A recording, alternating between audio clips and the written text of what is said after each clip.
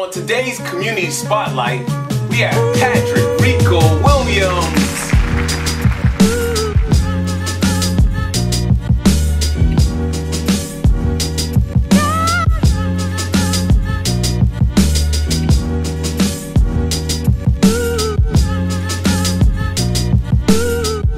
I'm Dream Chaser #1, of course, and you know what? This is the thing. We decided to do a Community Spotlight specifically on Patrick because I read his book, Jesus is Black.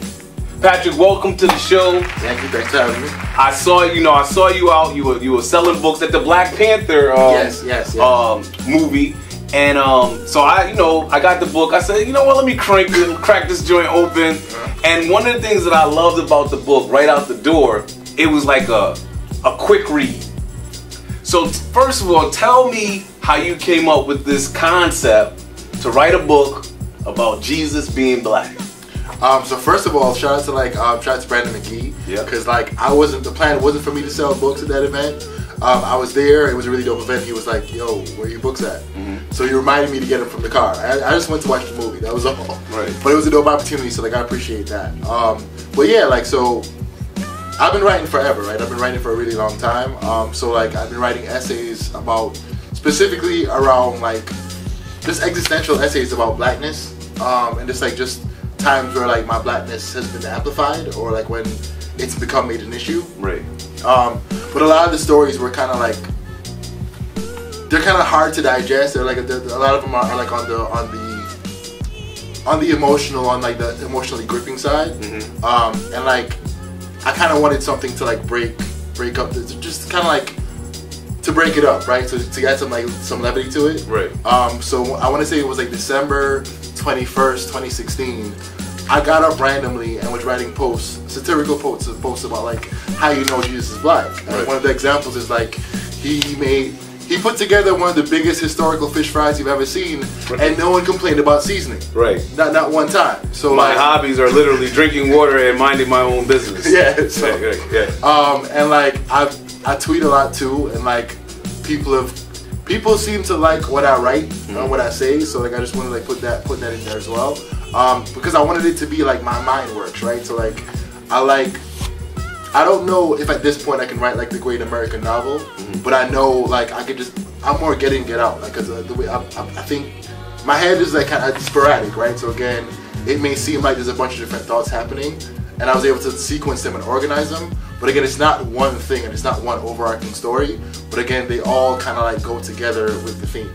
Well, actually, I thought it was interesting how you did it, because there are essays, you wrote an essay and then you made certain points. And then you put in some of your tweets and some of your Facebook posts. Were there also Facebook posts or all tweets? I think there may have been one Facebook post. Yeah. It was the really long one. And that's the part, but that's what I liked about it was that, and then I liked how you were you made it kind of like it was a crime almost, or you were doing a lawyer. You were a lawyer making your point. So Exhibit A is this, Exhibit M is this. And so, and then the other thing I thought was cool about the book was that you had some wonderful illustrations inside the book. Yeah, so shout out to Willilams Morales, one of my best friends, period, right? But it's great because it's a collaboration that should have happened a long time ago. Right. But yeah, she's an amazing spoken word artist. She's amazing. She does pretty much all of the stuff, right? So she is performing poet. She actually makes visual art, and now she illustrates books. Yeah. So she's made covers for books as well. So again, I just thought it was really dope. Well, when you were putting it together, are there certain entries that you find are most funny or most interesting to you that you would want to talk about, so people will maybe want to go out and pick up the book? The one that's most interesting to me, because I write about a couple different things. So I write about my time visiting a plantation. But the thing that I don't really talk about a lot is my relationship or lack thereof with my father. And it's not from a place of he left. He passed before I was 2. Right. So there isn't a lot of there isn't a lot of connection. So a lot of the conversations I have about him are I'm more defined by his absence than his presence. And it's one of those things where he's one of those people that for some reason I look like him, and a lot of the experiences are very similar. So he was defined through other people's eyes to me. right? So I never really written about that before, and it was cool because like honestly, I love that everybody else likes the book, but it was cool to me when once my mom told me she loved it, I was done. I won. Father's Day unfinished thoughts. I never really allowed myself much time for introspection on Father's Day. Honestly, I just accepted that having a father wasn't my reality. All that reverence was tossed in my mom's direction. She was doing the work. The gifts, the cards that I put in on, just seemed to be best placed with her. The Christmases were always weird as my father passed on December 26th, but it never brought with it a sense of loss. I didn't know him. All I had were three photos and some stories. The times I truly missed my father were tethered to specific situations. Going through directionless relationships, or ones that needed restructuring. It wasn't moments I mourned, just lost opportunities. Times where his expertise as someone with a bit more dust on the birth certificate, someone I've been unilaterally regarded as a carbon copy of, could have been helpful. I think that comes into play because I wasn't around many fathered children. My childhood best friend had a dad, but we never really saw them much. Growing up, I can't recall seeing their father-son dynamic play out. What I will cop to, however, is harboring internal biases. My father didn't leave, he died, which placed me firmly outside of the fatherless child narrative, right?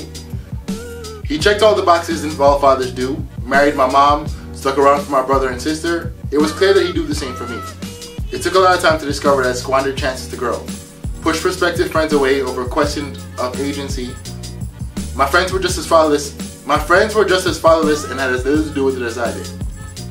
So the thing about fatherhood that especially your story, it kind of resonated with me is that, so like my father passed away last year, and the other day it was his birthday was February the 10th, and I was feeling down, you know, not the day of his death, but really his birthday, like, you know, him being around, and I came up with this concept of young people are boys that don't have their father in their life from day one, and then men like myself, who I'm 44 years old, and I lost my father at 44. Yeah. And so it's like I was jealous almost of the boys that didn't have their father in their life, in a sense, right? To say that they become strong, they become tough living a life without a dad because they have to deal with life like right now. Yeah. And when you have a dad in your life, it's a little bit different because fathers protect you from things that, you know, are going on. In the poem I wrote about him, I compared him to a mountain. And I was saying, like, imagine going through life and there's a mountain in front of you. So that means, like, the sun sets faster when there's a mountain. Wind can't get past the mountain. Yeah. So, like, it took me 43 years to be exposed, right, to all the hard things in the world. Yeah. And so, but you have to do that every day since you were 2. And it's also, so with your father, like, your father is like a legend, right? So like, he's like a legend out here. So again, I can see that, right? Right. But I think it's the grass is always greener situation. Because like, again, I felt jealous at times, but like a lot of times, like I was more jealous of like people who had stories of him, right? So like I didn't really have that. Paul Williams, shout out, he's getting married on my father's birthday actually. Wow. July 7th. So can't wait. Yeah. I'll be at Paul Williams, my brother. Shout out to Nicole too. So you're like one of those people that's like real witty with it. Like you give a social commentary and a witty like, I got you where, and I like that as well. But I love brevity, right? So again, I think the poignant thing about a story is not just what you say, is what you don't say. Right. Right. So I didn't think I had to give all that context because we've seen it all before. It hits you right there. So my favorite Rico's rhetoric was. I keep hearing that folks aren't standing for the national anthem, and that's crazy. I've never seen anyone sitting when Back That Ass comes on. Back That Ass Up comes on. Again, some of the stories I deal with are kind of emotional, right? So again, I had to take the edge off. Right. Like because I think if I gave you this book without the vignettes, if I gave you this book without those thoughts, it would just be like a really depressing mess. So break down some of these exhibits on why Jesus is black. All right, so I grew up in the church, right? So again, you can go toe to toe with like all these things. Like, yes, I'm not gonna lie. Like there are times where like I brush with like blasphemy like a little bit. I'm really close to it. Yeah. But like I know where the line is, right? So but like so literally what I would do is like I would find examples in the Bible where you knew that like what he's doing is just a black thing. Because honestly, I think representation is important. Right. And I think representation is important when we talk about our Lord and Savior. The idea that Jesus always walked around with 12 people, right. He always had an entourage. Right, right. That's an inherently black thing. Right, right. Like, right? Yeah. So there's certain ones, but again, if you look at it like they're, and obviously we can have a longer conversation, they're meant to be funny, but like they're like small quips. Yeah. But it makes you think. Mm-hmm. I believe that anybody out there that wants to have a good, I think you should do like a like one of these where you have an audience. Yeah. With some very religious Christians and yeah. You know, because like at a church. I've done that in a sense, right? So like actually, so my sister actually has a her church. They did like what is it called? They do a Black History Month concert. Okay. So I was there, sold a good amount of books there too. And my brother thought it was like hilarious that I sold these books in the church. Mm-hmm. But it's not. But I just want to clarify. It's not like you're doing anything disrespectful. No, and it's not. Because I wouldn't have put you on the show if I thought it was a disrespectful book. It's not. Like, yeah, it's not. It's really good. So like, and that's the thing. Like, it's the text digested in like a modern or contemporary way. I'm just trying to give more representation, right? So if you look at these pictures, somebody of color can like look at that and see Jesus the way I see him, right? As somebody who looks like me, right? So, and I think anybody can do that with the text, right? Right. Because I think it's important to see yourself in the person that you're like giving all this reverence to. So, who's your target audience? That's a good question. And like all my marketing. That's why I have a show. Yeah, Community Spotlight with your host Abdul-Rahmaan Muhammad, aka Dream Chaser #1. Back to you. So why? Who's your target audience?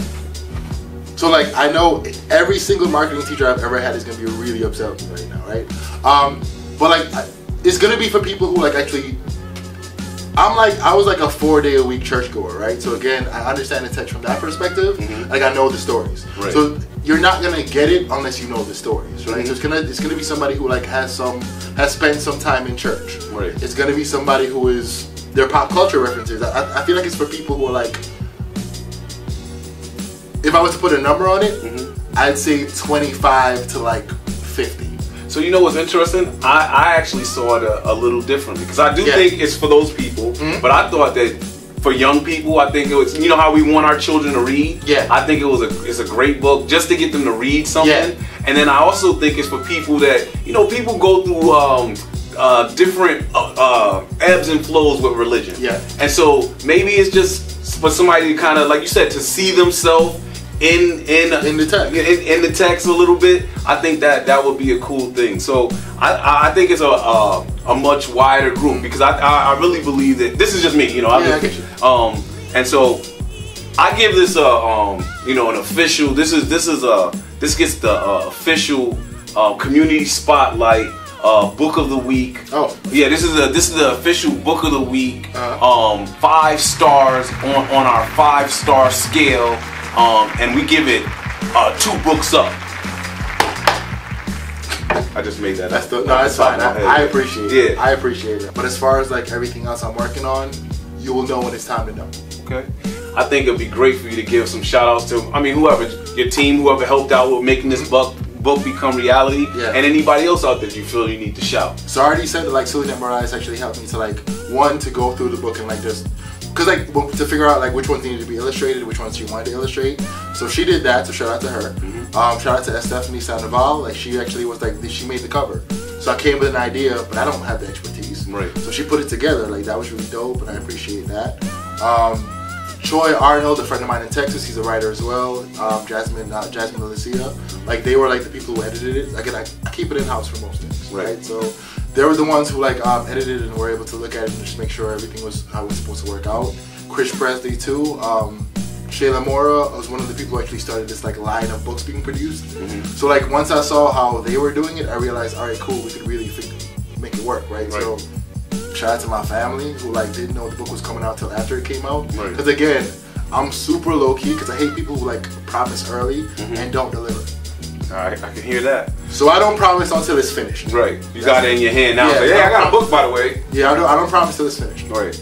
So if there was somebody out here that, you know, actually watched the video to the end, to this point, and they were thinking about writing a book, or they were thinking about doing something, what would you say to that person? If you talk like directly to them, what would you say to that person? Your story matters, right? So like just put I don't know what your process is, but like, it's important that whatever the thoughts are, you put them somewhere. Like, you put them somewhere. Because the thing is, like, honestly, I was putting these things down way before, and like, so yes, I wrote some other pieces specifically for the book, but a lot of it was also compiling some of the things that I'd already written, right?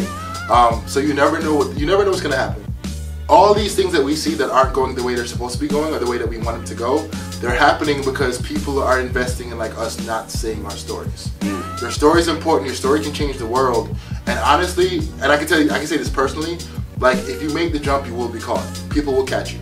And if anybody has any questions about like just process, I'll help out. There's no issue. Why don't you tell them, number one, how can they get the book? All right. And number two, all your other social media, email, all that kind of stuff. Alright, so the book is on Amazon, right? So it's on Amazon, you can order it from there.